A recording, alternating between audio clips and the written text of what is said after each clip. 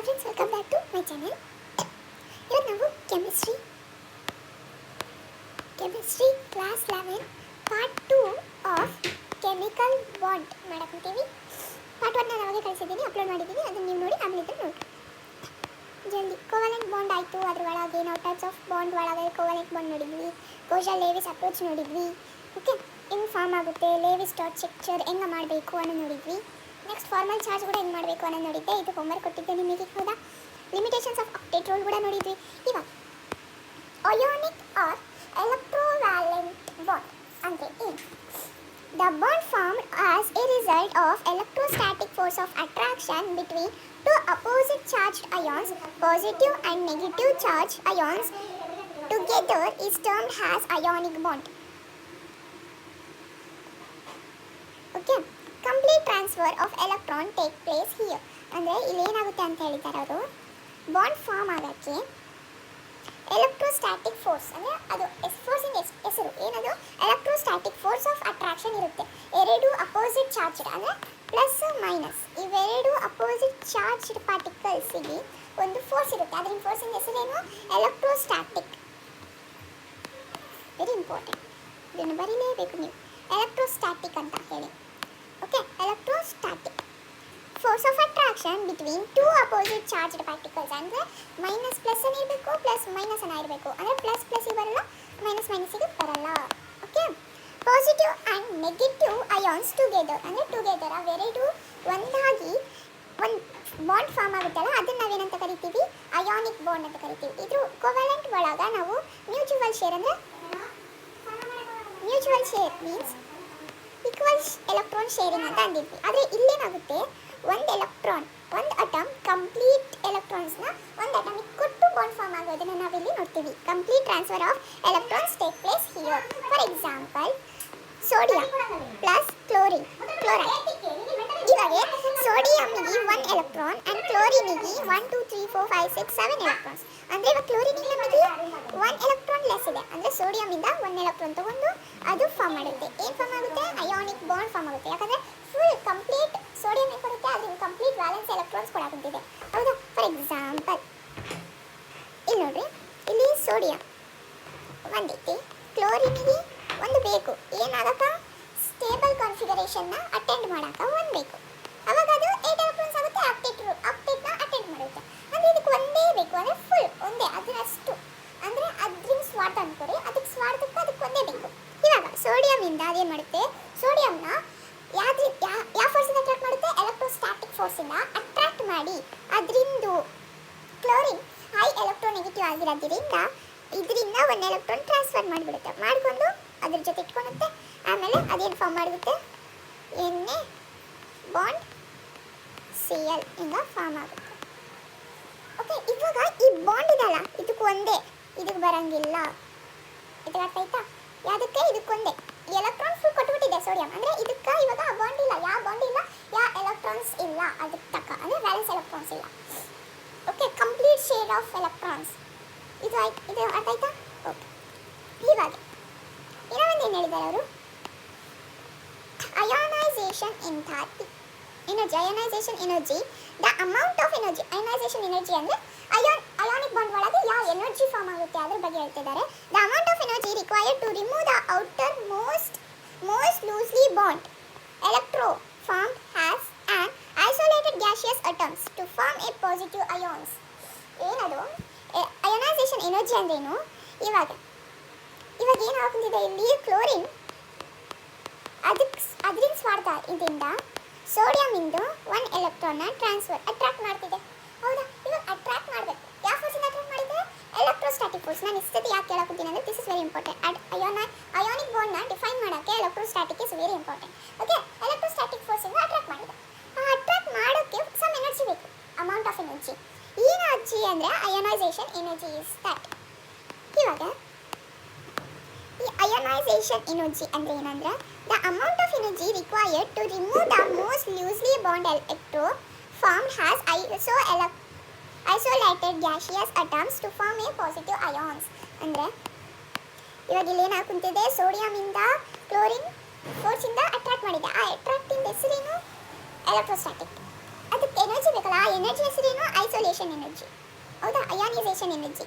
ಇವಾಗ the force of attraction required to remove the electrons from the positively charged atoms. ಅಂದರೆ positively charged ಅಟಮ್ಸಿಂದ ಎಲೆಕ್ಟ್ರಾನ್ಸ್ನ remove ಮಾಡೋಕ್ಕೆ ಬೇಕಾದ ಎನರ್ಜಿನ ನಾವೇನಂತ ಕರಿತೀವಿ? Ionisation energy. ಆಮೇಲೆ ಪಾಸಿಟಿವ್ ಚಾರ್ಜ್ ಆಗುತ್ತೆ ಅದು. ಓಕೆನಾ? ಇವಾಗ ಸರಿ, ಇಷ್ಟ ಅರ್ಥ ಆಯ್ತಾ? ಇವಾಗ next, electro gain enthalpy. The amount of energy released when an electron is added to a isolated gaseous atom to form a negative ions. ಇದರಿಂದ ಉಲ್ಟಾ ಇದು ಏನಿದು? The amount of energy released when on atom. ಅಂದರೆ ಇವಾಗ chlorine ಏನು ಮಾಡಿದೆ? ಸೋಡಿಯಮಿಂದ ಒಂದು ಎಲೆಕ್ಟ್ರಾನ್ನ ತಗೊಂಡಿದೆ. ಆಗ ಈ ಎಲೆಕ್ಟ್ರಾನ್ನ ತಗೊಂಡಾಗ ಈ ಕ್ಲೋರಿನ್ ಏನು ಮಾಡುತ್ತೆ? ಒಂದು ಎನರ್ಜಿನ ರಿಲೀಸ್ ಮಾಡುತ್ತೆ. Release when an electron is added an isolated gaseous atom to form a negative ions. Okay, ಈ ಒಂದು ಎನರ್ಜಿನ ರಿಲೀಸ್ ಮಾಡುತ್ತೆ. ಆ ಎನರ್ಜಿನ ಏನಂತೀವಿ ನಾವು? ಎಲೆಕ್ಟ್ರಾನ್ ಗೇನ್ ಎಂಥಾಲ್ಪಿ ಅಂತ ಅಂತೀವಿ. ಓಕೆನಾ? ಏನದು? The amount of energy released when an electron is added to an isolated gaseous atom to form a negatively ions. ಅಂದರೆ ಇವಾಗ ಕ್ಲೋರಿನ್ ಏನಾಗುತ್ತೆ? Negative charge. ಇಲ್ಲಿ sodium positively charge. Okay, the amount of energy required to remove the most loosely bond electron from an isolated gaseous atom to form a positive ions. Now, for ionic bond, lesser the ionization, more tendency to lose electrons and hence greater tendency to form ionic bond. ಇವರೇನು ಹೇಳ್ತಾರೆ ಇಲ್ಲಿ? lesser the ionization energy. ಈ energy ionisation energy ಕಮ್ಮಿ ಇದ್ದಂಗೆಲ್ಲ ಎಲೆಕ್ಟ್ರೋಲೂಸ್ ಅಂದರೆ ಎಲೆಕ್ಟ್ರಾನ್ನ loose ಮಾಡೋ tendency ಜಾಸ್ತಿ ಆಗುತ್ತೆ. And has greater tendency to, ಅದರಿಂದ ಅಯಾನಿಕ್ ಬಾಂಡ್ ಇಂದು ಫಾರ್ಮು ಜಾಸ್ತಿ ಆಗುತ್ತೆ ಅಂತ ಹೇಳಿದ್ದಾರೆ. ಏನು ಹೇಳಿದ್ದಾರೆ ಅವರು? ಲೆಸ್ಸರ್ ದ ಅಯೋನೈಸೇಷನ್ ಎನರ್ಜಿ ಸ್ವಲ್ಪ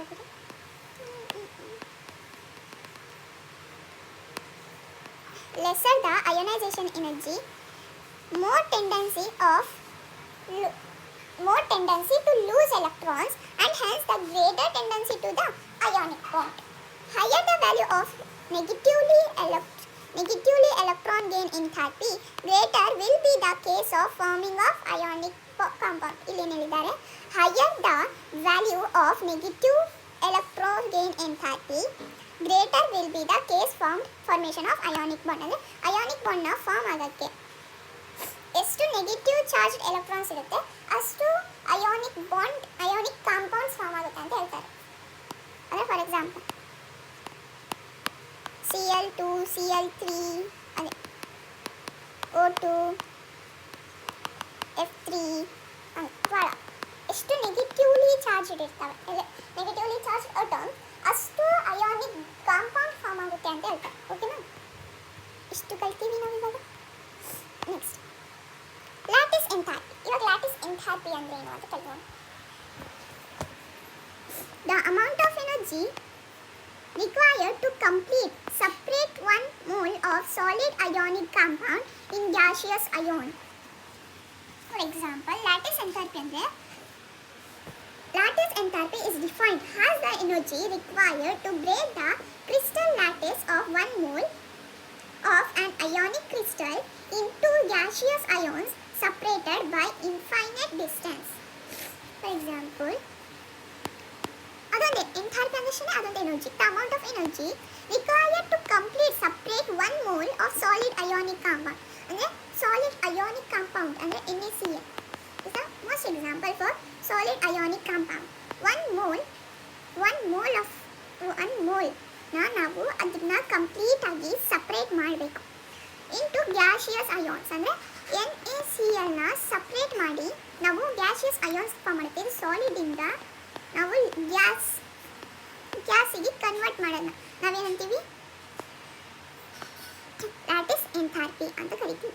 charge lattice enthalpy. NaCl is greater than CaCl2 MgO2. ಇದಾಯ್ತಾ? Next size NaCl is greater than NaBr. ಇನ್ನು ಬಿಟ್ಕೊಡಿ. ಏನು ಹೇಳಿದ್ದಾರೆ ಇಲ್ಲಿ? NaCl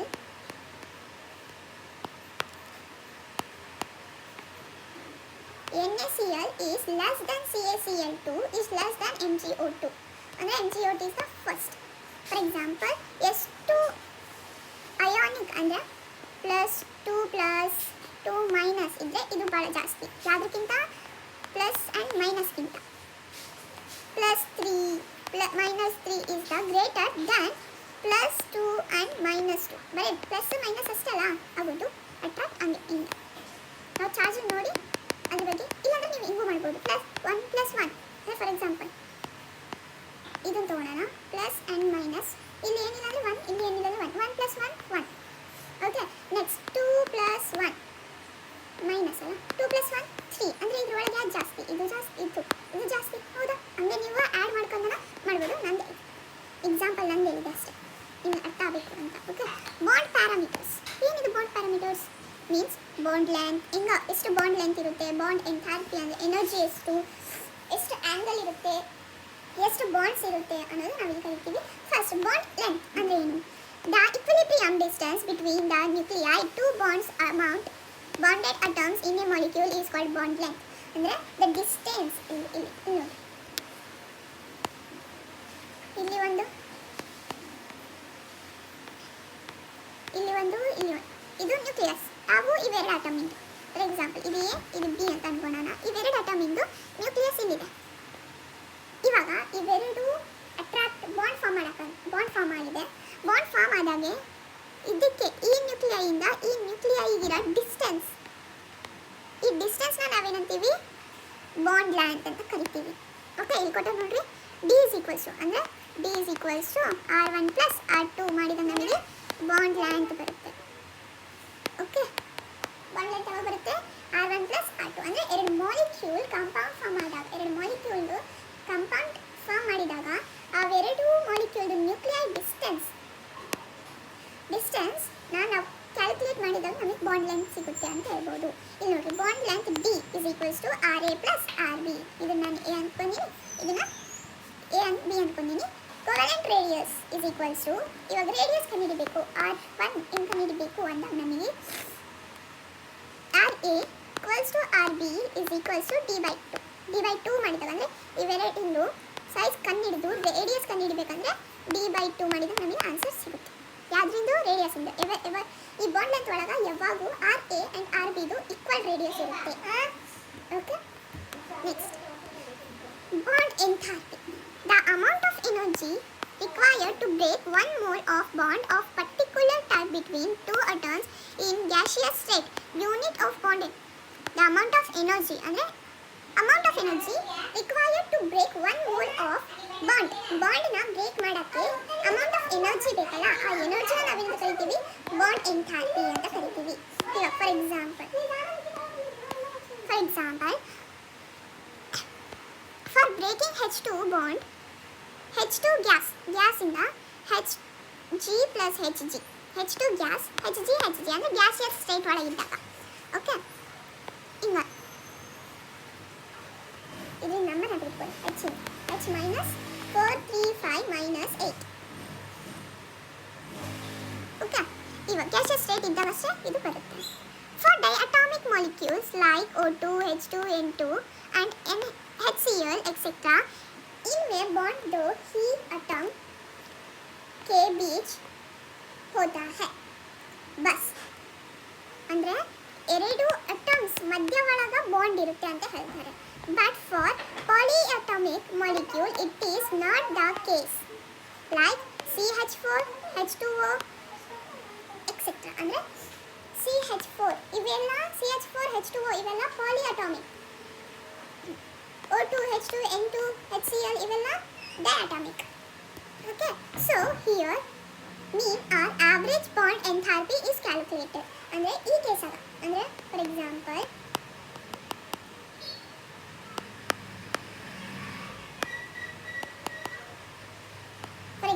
ಈ ಕೇಸಾಗೆ ಏನಾಗುತ್ತೆ, ಎನರ್ಜಿ ಅಂದರೆ ಈ ಬಾಂಡ್ ಎಂಥಾಲ್ಪಿ ಅನ್ನೋದು ಲೆಸ್ ಇರುತ್ತೆ. ಅಂದರೆ ಆವ್ರೇಜ್ ನಾವು ಕಂಡುಹಿಡಿತೀವಿ ಇದರೊಳಗೆ, ಆವ್ರೇಜ್. Okay, average ಕಂಡುಹಿಡಿತೀವಿ. ಅದೇ ಹೇಳಿದೆ, average bond enthalpy is calculated.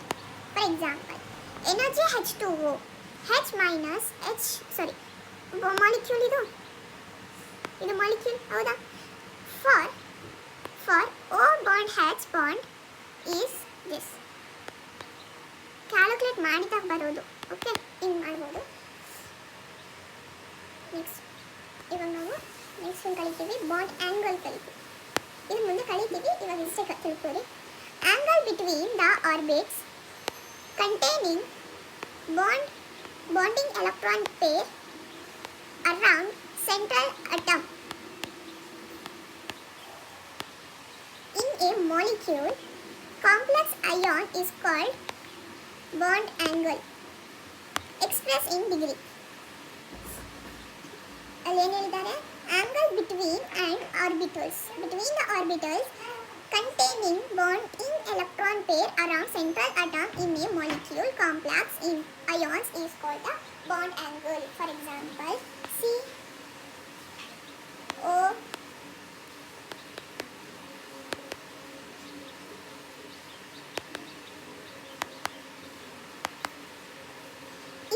ಈ ಮಾಲಿಕ್ಯೂಲ್ಗೆ ಎಷ್ಟು ಆ್ಯಂಗಲ್ ಇದೆ ಅನ್ನೋದು ಕಂಡುಹಿಡಿಯೋದನ್ನ ನಾವೇನಂತೀವಿ ಬಾಂಡ್ ಆ್ಯಂಗಲ್ ಅಂತ ಕರಿತೀವಿ. ಮುಂದೆ ಹೋಗ್ತಾ ಹೋಗ್ತಾ ನಾವು ಮಾಲಿಕ್ಯೂಲ್ಸ್ ಇಂದು ಬಾಂಡ್ ಆ್ಯಂಗಲ್ ಶೇಪ್ ಅವೆಲ್ಲ ಕಲಿತೀವಿ, ಅಲ್ಲಿ ನಾನು ಹೇಳ್ತೀನಿ ನಿಮಗೆ. ಓಕೆನಾ. ಇವಾಗ ಬಾಂಡ್ ಆರ್ಡರ್ ಅಂದರೆ ಏನು? ದ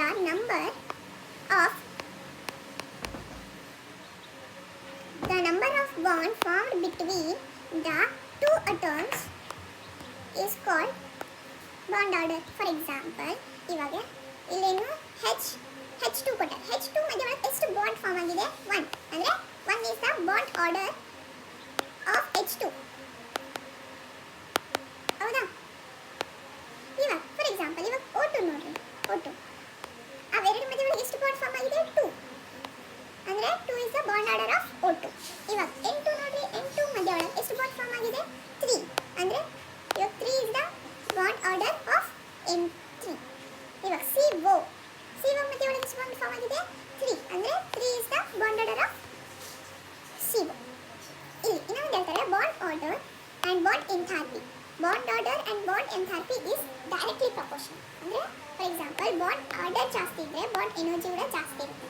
ಆದರೆ bond energy is inversely proportional to the bond length ಅಂತ ಹೇಳ್ತಾರೆ. ಅಂದರೆ ಬಾಂಡ್ ಎನರ್ಜಿ ಜಾಸ್ತಿ ಆದಾಗೆಲ್ಲ ಬಾಂಡ್ ಲೆಂತ್ ಕಮ್ಮಿ ಆಗ್ತಾ ಬರುತ್ತೆ. ಇದಾಯ್ತಾ? ಅಂದರೆ ಬಾಂಡ್ ಆರ್ಡರ್. ಬಾಂಡ್ಗಳು ಜಾಸ್ತಿ ಇದ್ದರೆ ಎನರ್ಜಿ ಕೂಡ ಜಾಸ್ತಿ ಇರುತ್ತೆ. ಬಾಂಡ್ ಎನರ್ಜಿ ಜಾಸ್ತಿ ಇದ್ದರೆ ಬಾಂಡ್ ಲೆಂತ್ ಕಮ್ಮಿ ಆಗುತ್ತೆ ಅಂತ ಹೇಳ್ತಾರೆ ಇಲ್ಲಿ. ಓಕೆನಾ. Very easy. Okay, next dipole ಮೂಮೆಂಟ್ನ ನಾನು ನೆಕ್ಸ್ಟ್ ವಿಡಿಯೋ ಒಳಗೆ ಮಾಡ್ತೀನಿ. ಇಲ್ಲಿ ಪಾರ್ಟ್ 2 ನಾನು ಮುಗಿಸ್ತೀನಿ. ನಿಮಗೆ ಅರ್ಥ ಆಯಿತು ಅಂತಲೇ ಅನ್ಕೊತೀನಿ. ಎಲ್ಲ ಒಂದೇ ಸತಿ ಮಾಡಿದರೆ ವೆರಿ ಟಫ್ ಫಾರ್ ಆಲ್ಸ್. ಓಕೆ, ನಿಮಗೆ ಭಾಳ ಕಷ್ಟ